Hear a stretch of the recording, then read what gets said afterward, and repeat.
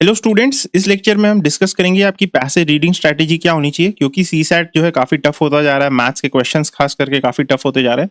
तो in what ways can we tackle passages so that we can clear CSAT safely, क्या strategy होनी चाहिए हमारी, all that will be discussing. So about myself, my name is Shashwat Chopra and I was able to secure 150 marks in CSAT.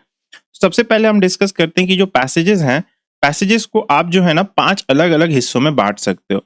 ठीक है, first passage is short direct type, उसके बाद आते हैं शॉर्ट इनडायरेक्ट टाइप, फिर आते हैं लॉन्ग पैसेजेस विद 2-3 क्वेश्चंस, फिर आते हैं लॉन्ग डायरेक्ट टाइप पैसेजेस और फिर लास्ट में आते हैं लॉन्ग इनडायरेक्ट टाइप।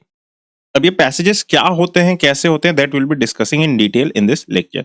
पर आपको एक चीज ध्यान रखनी कि आपका जो प्रायोरिटी ऑर्डर है वो फर्स्ट ये होना चाहिए, that is short direct type, और यहां से आप नीचे जाओगे और फिफ्थ में आपको लॉन्ग इनडायरेक्ट टाइप वाले करने हैं। तो सबसे पहले हम डिस्कस करते हैं कि पैसेजेस होते किस तरीके के हैं। तो सबसे पहले पैसेजेस होते हैं शॉर्ट डायरेक्ट टाइप वाले। अब देखिए, ये वैसे पैसेजेस होते हैं जो शॉर्ट होंगे ना, काफी छोटे होंगे, और डायरेक्टली इसमें आपको ए बी सी डी में से कोई एक ऑप्शन सेलेक्ट करना रहेगा। ये आपकी टॉप मोस्ट प्रायोरिटी होनी चाहिए।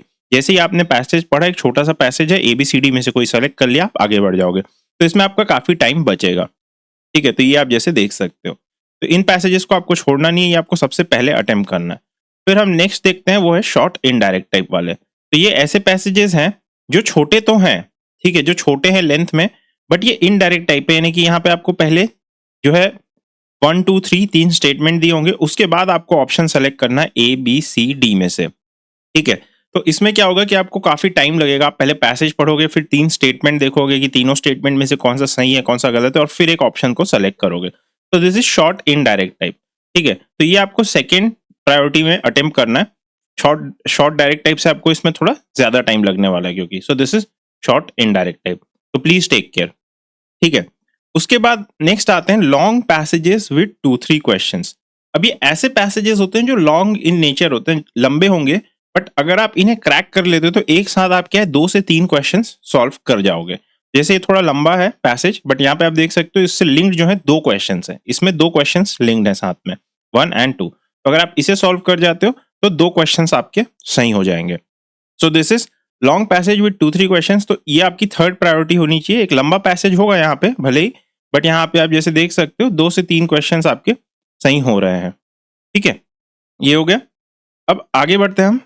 नेक्स्ट है लॉन्ग डायरेक्ट टाइप वाले। ये वैसे हैं जो लंबे पैसेजेस होंगे, बट यहाँ पे जो है लॉन्ग डायरेक्ट टाइप, यानी कि लॉन्ग पैसेज पढ़ोगे, फिर आपको ए बी सी डी में से कोई एक सेलेक्ट करना है। ठीक है, तो ये हो गया।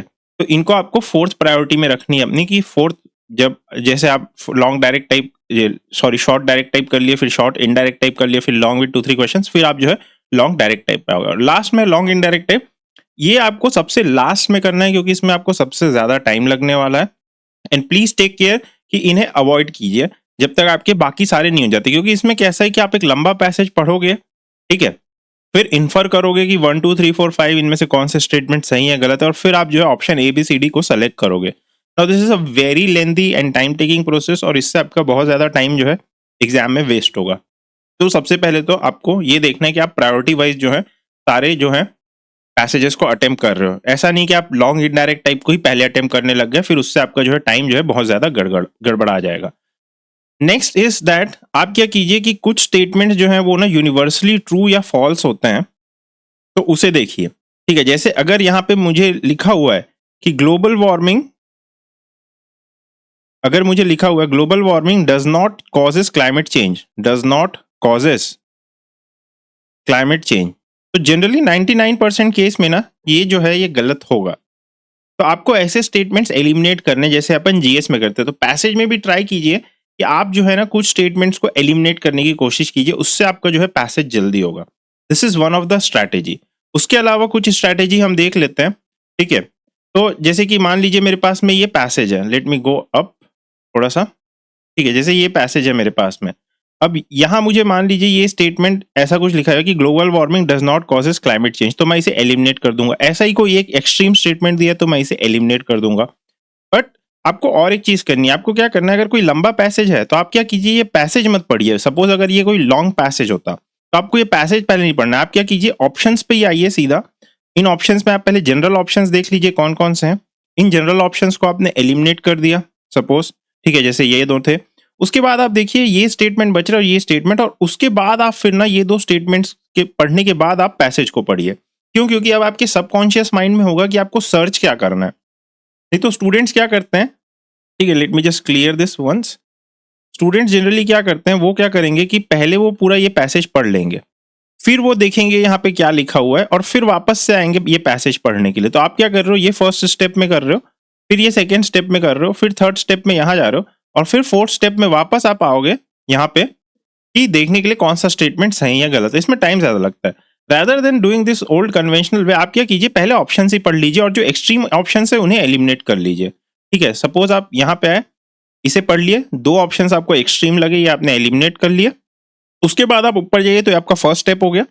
फिर आपको पता है कि आपको इन दोनों में से एक सर्च करना है, तो आप सेकंड स्टेप यहाँ जाओगे और जल्दी से पूरा पैसेज मत पढ़िए, बस ये देखिए ये कहाँ पे लिखा है, service sector in India. Suppose अगर ये लिखा हुआ है तो ये कहाँ पे पैसेज में लिखा है, सपोज जस्ट मान लीजिए ये यहाँ पे कहीं पे लिखा हुआ है ऐसा, तो ये सर्विस सेक्टर इन इंडिया को आप जल्दी से सर्च कीजिए, बस इतना पढ़ लीजिए। और ये स्टेटमेंट में भी जो भी लिखा है यहाँ पे, इसे आप ऊपर सर्च कर लीजिए और फिर जल्दी से जो लिखा है उससे आपको समझ आ जाएगा सही है गलत है। फिर आप यहाँ पे आओगे नीचे थर्ड स्टेप में और आपका आंसर आ जाएगा। This would be much much faster. तो rather than going the conventional way कि आप पहले पैसेज पढ़ो, फिर उसका ऑप्शंस देखो, फिर उनको एलिमिनेट करो, वापस पैसेज पढ़ो, फिर ऑप्शंस देखो, तो इसमें आपको 3-4 बार करना पड़ जाता है। तो रेदर देन डूइंग दिस, अगर कोई लंबा पैसेज है तो आप पहले उसके ऑप्शंस को देख लीजिए। उन ऑप्शंस में से जो एलिमिनेट हो रहे हैं, एक दो तो जनरली एलिमिनेट हो ही जाते हैं, ठीक है, तो उन ऑप्शंस में से जो एलिमिनेट हो रहे हैं, सपोज अगर मेरा ये एलिमिनेट हो रहा है तो इन्हें आप एलिमिनेट कर लीजिए। उसके बाद आप ऊपर जाइए और फिर देखिए, ठीक है, तो इससे आपका काफी टाइम बचेगा। अगर छोटा पैसेज है तो कोई इशू नहीं है, बट अगर लंबा पैसेज है, प्लीज रिमेंबर कि लॉन्ग पैसेज अगर है तो ये वाली स्ट्रैटेजी फॉलो कीजिए, छोटा पैसेज है तो कोई इशू नहीं है। तो इन चीजों का ध्यान रखिएगा। आप पैसेज आराम से सेल थ्रू कर सकते हैं कि आपको पहले कौन से अटेम्प्ट करने और कैसे अटेम्प्ट करने हैं, मैंने ये भी बता दिया। तो very thank you for this lecture.